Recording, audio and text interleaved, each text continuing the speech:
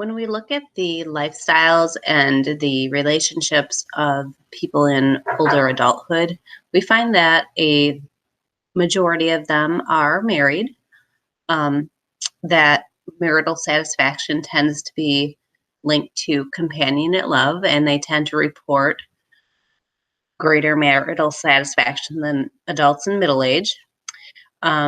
We also see that there's positive impact for being married, as you can see, that they live happier and longer lives than those who are single. And when we look at divorce, about 13% of women, 11% of men were divorced or separated during this time frame.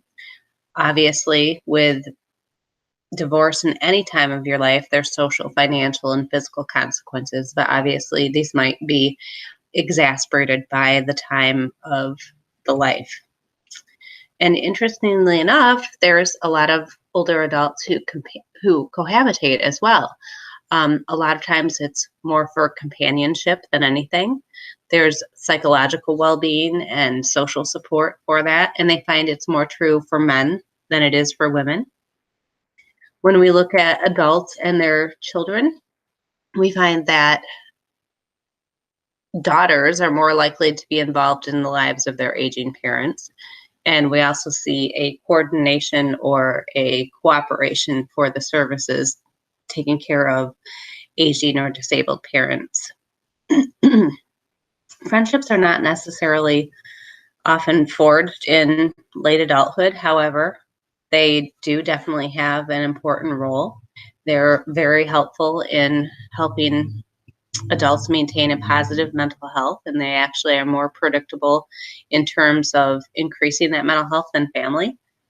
And then also you see that their friendships are very, I guess, less dramatic than they were in younger years. Another way that adults can maintain roles is being a volunteer. They actually find a lot of positive outcomes for adults who do some volunteering. They get integrated into the society. They find more meaningfulness in their life.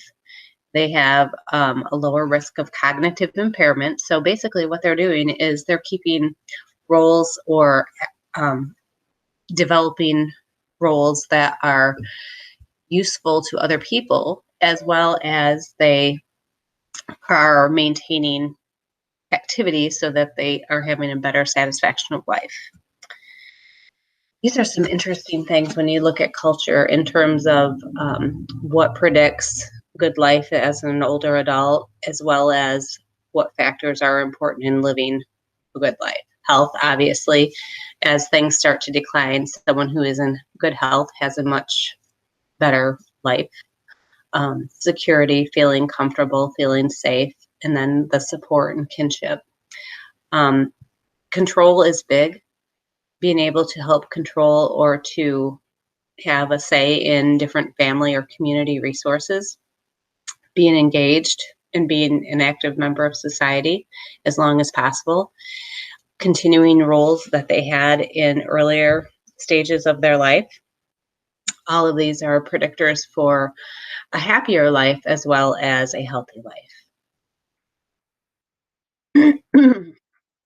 One of the essays that I have you write for this week is about successful aging. It's very much implying the whole use it or lose it type of philosophy. And if you think of this, it's basically maintaining or improving your abilities by doing things that encourage successful aging, like eating a proper diet or maintaining activity levels or doing brain games or trying to stimulate yourself mentally and having the social relationships. So lots of pieces to that idea of successful aging. And the four things that they talk about that characterize successful aging are being positively engaged, having the resources for wellness, having a positive attitude, and relationships.